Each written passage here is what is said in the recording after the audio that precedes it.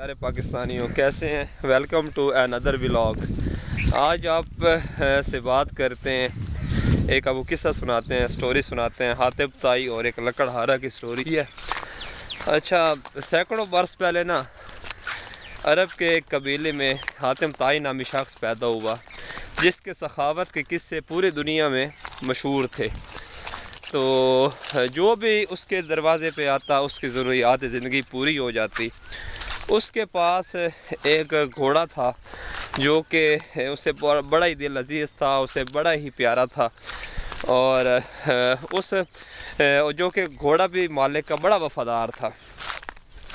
اور ایک دن ایسا ہوا کہ ایک رات کہ مہمان آ گئے اور اس کے پاس ایسا ہوا کہ کھانے کو کچھ نہیں تھا، تو اس نے اپنا جو گھوڑا تھا وہ ذبح کیا اور مہمانوں کے سامنے پیش کیا، اور جس کی وجہ سے اس کی مہمان نوازی کی راج رہ گئی۔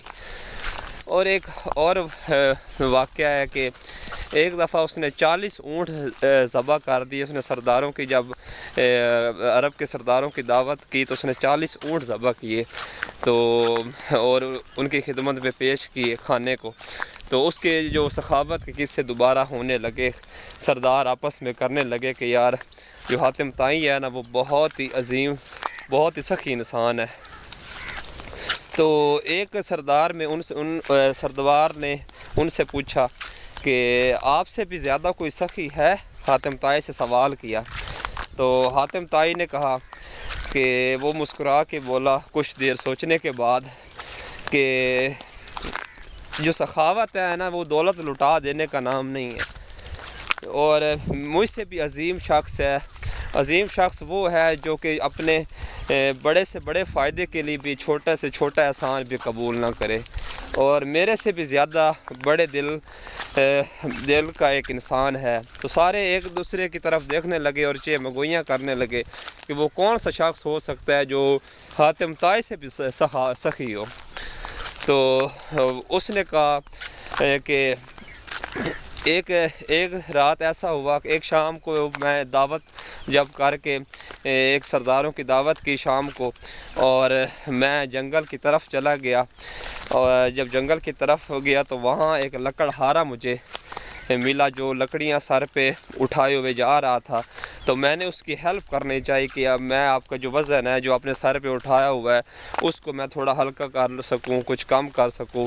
تو اس نے اپنی لکڑیاں کی جو گٹھلی تھی وہ نیچے رکھی، اور اس نے کہا اور مسکرا کے بولا کہ اپنا جو بوجھ ہے وہ خود ہی اٹھانا چاہیے، دوسرے کے کاندھوں پہ تو سوار ہو کے قبر تک ہی جایا جاتا ہے۔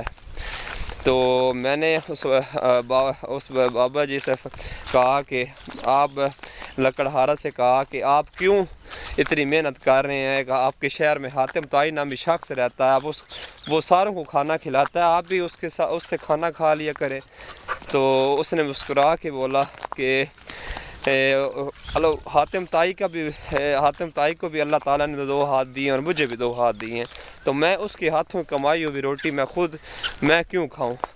میں جو یہ بے جان گٹھلیاں اٹھا کے جا رہا ہوں اپنے سر پہ، یہی میرے رزق کا ذریعہ ہے۔ تو اس لیے اپنا بوجھ خود ہی اٹھانا چاہیے۔